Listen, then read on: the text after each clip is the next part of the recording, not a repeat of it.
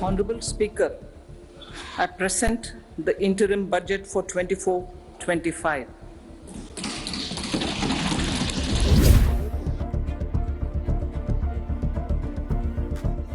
In the full budget in July, Honorable Speaker, our government will present a detailed roadmap for our pursuit. Profit हिसाब से कुछ भी नहीं है। Profit हम लोग को थोड़ा और होना चाहिए था, जिस हिसाब से हम लोग का थोड़ा प्रॉफिट कम हुआ है। সরকার যা বুঝেছে সেটা ঠিক করেছে, আমার কাছে ছিল না। एक्सेप्ट था कि कुछ कम होगा सरकार से, लेकिन हुआ नहीं। না না সব ভুলভাল বলছে। একটু বাজেটটা একটু কম হবে, কিন্তু গরিব মানুষরা তো এমনি মরে যাচ্ছে।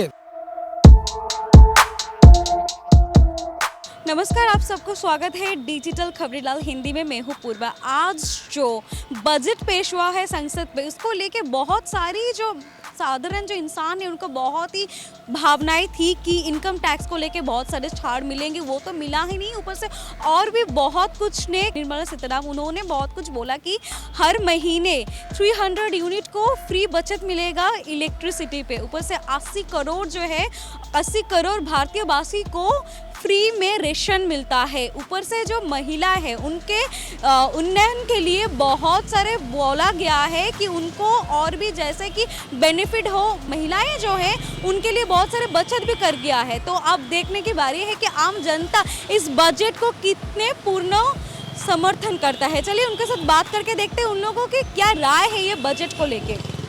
हम लोग तो ये सोचा, साधारण मानुष जो सोच रहे थे कि इनकम टैक्स में थोड़ा डिस्काउंट और मिलेगा तो उस पर हम लोग को ज़्यादा फ़ायदा होगा, लेकिन उस हिसाब से हम लोग कुछ समझ में नहीं आ रहा है। इस साल में जो हम लोग को जो चिंता भावना था जो इसका बजट को लेके, उस हिसाब से हम लोग का बहुत वो हो गया है, मन में थोड़ा तकलीफ हो रहा है। 330 यूनिट का जो बात हो रहा है तो उससे थोड़ा ज़्यादा मिलता तो ज़्यादा बेटर है कि आजकल के जो बिल का जो यूनिट हो गया है करीब 8 रुपये पर यूनिट के हिसाब से चल रहा है। नॉर्मल घर में यूनिट जो चलता है मिनिमम आपका 180-90 का करीब से चलता है। 30 यूनिट में क्या होता है, दूसरे स्टेट में देखिए दिल्ली वगैरह में, पंजाब वगैरह में फुल यूनिट फ्री है, टोटली इलेक्ट्रिसिटी फ्री। हमारे यहाँ पर भी हम नहीं बोल रहे कि पूरा फ्री करो, जिसका जिस हिसाब से बिल आता है उस हिसाब से आपको मिनिमम 50% आप लोग को डिस्काउंट देना चाहिए, उस हिसाब से ज़्यादा बेटर रहता है।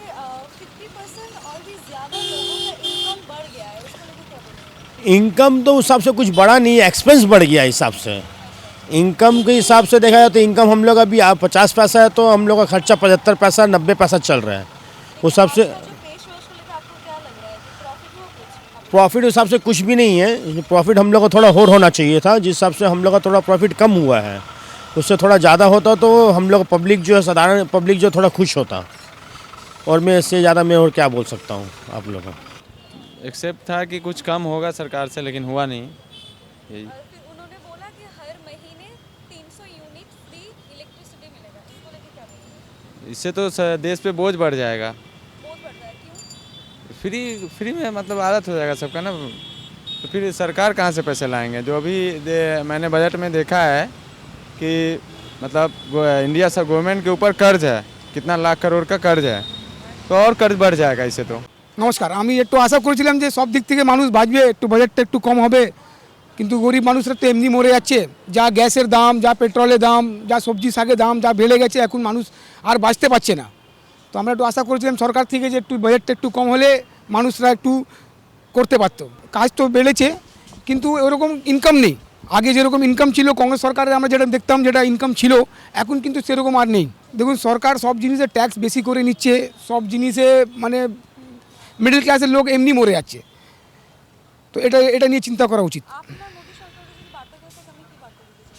আমি তো এটাই বলবো যে মোদী সরকার এখন থাকুন, কোনো ব্যাপার না, কিন্তু ভারতবর্ষকে সব যে জনসংখ্যা আছে ওদেরকে একটু মানে দেখতে হবে যে কীরকম লোক চলছে, কীরকম গরিবরা আরও গরিব হয়ে যাচ্ছে, বড় লোকরা আরও বড় হয়ে যাচ্ছে, এইসব জিনিস একটু দেখতে হবে মোদী সরকারকে। এটা কিন্তু হয়নি, এটা আমাদের কলকাতা শহরে মানে ওয়েস্ট বেঙ্গলে এটা কিন্তু হয়নি। এটা হওয়া উচিত, যেরকম অন্য মানে স্টেটে আছে, রাজস্থানে আছে 300 ইউনিট ফ্রি আছে, পাঞ্জাবে আছে, কিন্তু আমাদের ওয়েস্ট বেঙ্গলে কিন্তু এটা হয়নি।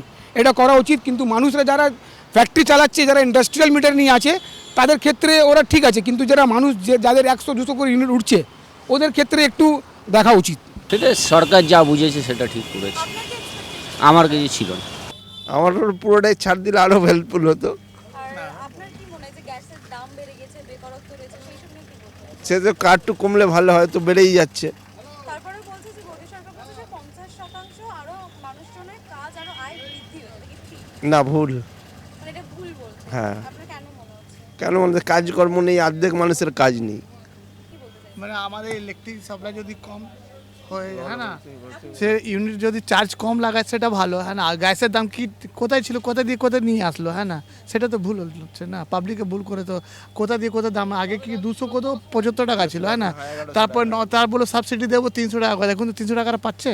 आज जो वोट ऑन अकाउंट बजट पेश किया निर्मला सीतारमण जी ने, उनको लेके साधारण जो है पब्लिक, उनका क्या रिएक्शन है आपको तो दिखाई है। आधे से ज़्यादा इंसान को पता ही नहीं है कि आज बजट पेश है।